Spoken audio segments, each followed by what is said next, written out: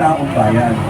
Di bali sana kung ang namuno sa atin ay walang history na ito po ay gumagamit ng illegal na droga base mismo sa kanyang kapatid na si Senador Amy Marcos. Tayo naman po, alam natin yan, lalong-lalo na po, ako naging kapitan ng barangay. Ang kapitan po ng barangay, para ka na rin po presidente, para ka na rin po mayor. Dahil sa lugar mo, ikaw ang tagapagpatupad ng batas. Ikaw rin ang tagapagpaayos ng lahat. Nag-a-administer ka ng iyong nasasakupan. 13 taon ako na naging kapitan, tinrain po kami ng PDEA kung paano po magkilatis ng isang tao na ito po ay under the influence of drugs. At ito pong mga training na ito, tinuro rin po sa amin, base sa manirisim lang, alam mo na kung ito ay gumagamit ng droga. Kami nga ho sa barangay, mandato na ang lahat ng kawani ng barangay, pati na sa lungsod Quezon, kami po taon-taon ay nag-a-undergo ng drug test. Pero hindi naman po lingid sa atin na ultimo yung nasirang tatay niya ang nagsabi na gumagamit ng illegal na droga itong si Bongbong Marcos. Hindi po lingid sa atin yan. Dahil mula teenager, yan na po ang kapintasan ni Bongbong Marcos. Pero sana ngayon, dahil sa sitwasyon po natin, lalong-lalo na po, nakita nyo yung huling survey ng SWS,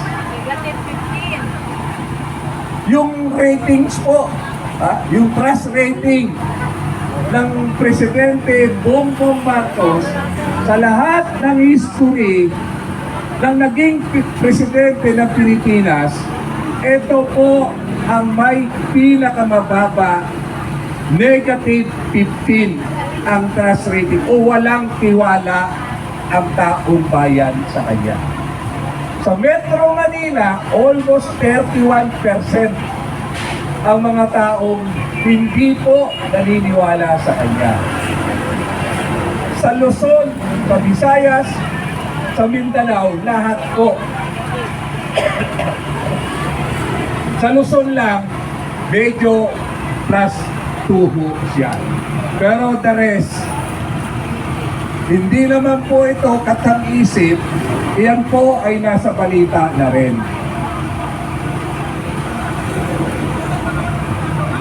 Ang nakakalungkot, pahirap tayo ng pahirap, sila naman pakapit ng kapakapit sa posisyon nila. Ngayon po, ginigipit ang ating mga senador.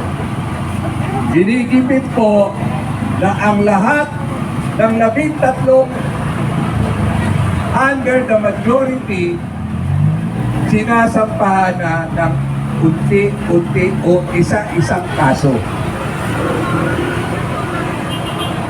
Ito po ay paninikil, panghaharas sa taong bayan.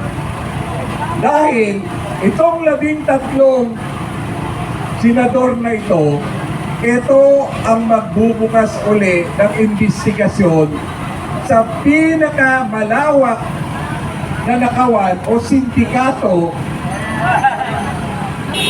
ng korupsyon sa bansa natin. Ang hindi na lang naniniwala na may korupsyon sa bansa natin, itong mga nakikinabang sa administrasyon ni BBM. Saan ka ho nakakita? Kanina lang, unti-unti nang hinaharas, pinapailan ng kaso sa ombudsman ang mga senador na kasama sa 13 na majority. Dito, pag hinayaan po natin ito, lalo ho sasadsad ang ating bansa.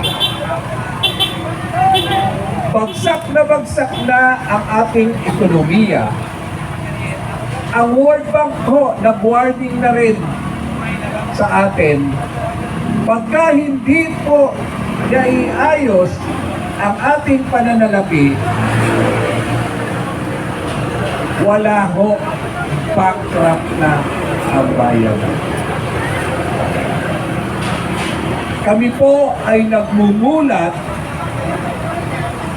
sa taong bayan sa pamamagitan ng vloggers po natin. Dahil wala po tayong maasahan sa mainstream media natin. Dahil ang mainstream media natin, kontrolado ng mga oligarchs na sila ang nakikinabang sa kahinaan ng administrasyong ito.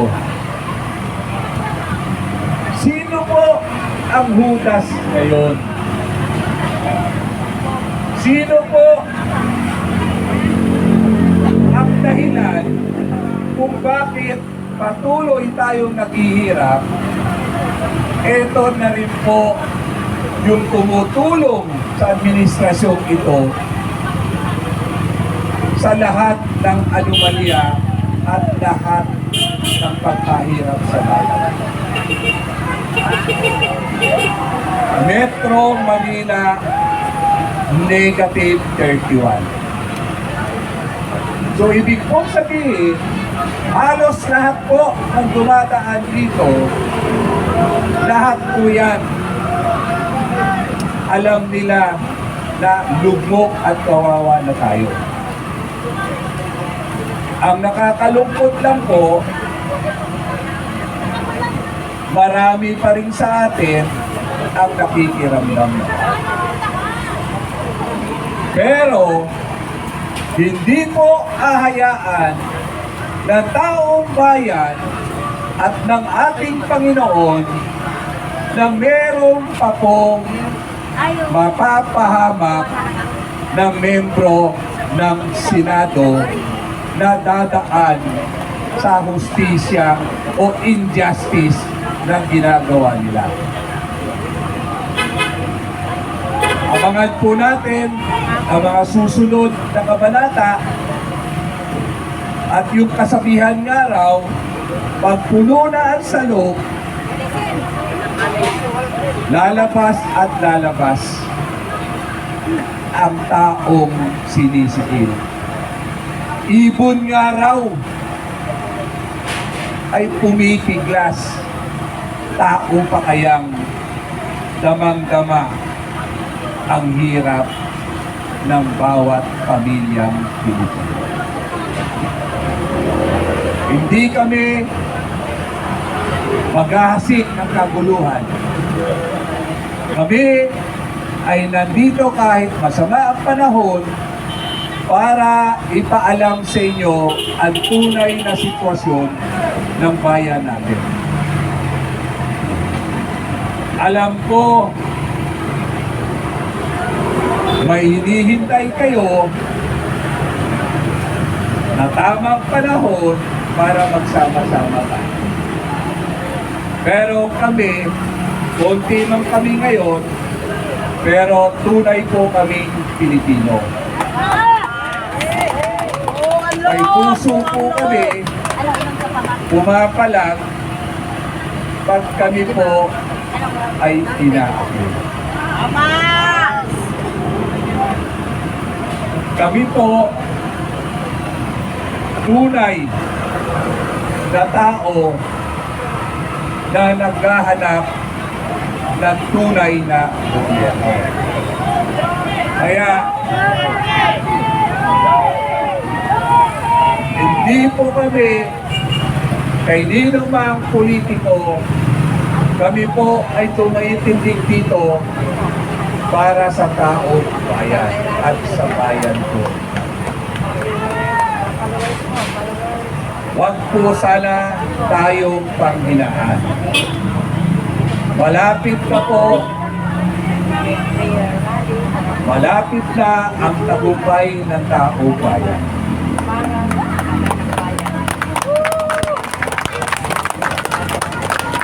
Ulitin ko, maraming salamat sa inyo, sa lahat na nandito, ulaling arawin, nandito kayo, sadyang tunay kayong Pilipino. Mabuhay din ang ating kapulisan. Yung ating kapulisan, meron lang pong chain of command yan. Hindi man tayo masuportahan, pero alam nila na nasa tama ang ginagawa. Ang panunupin, Nautosan lang sila! ang panunupin ng gobyernong ito sa mga taong bayan ay merong pong katapusan.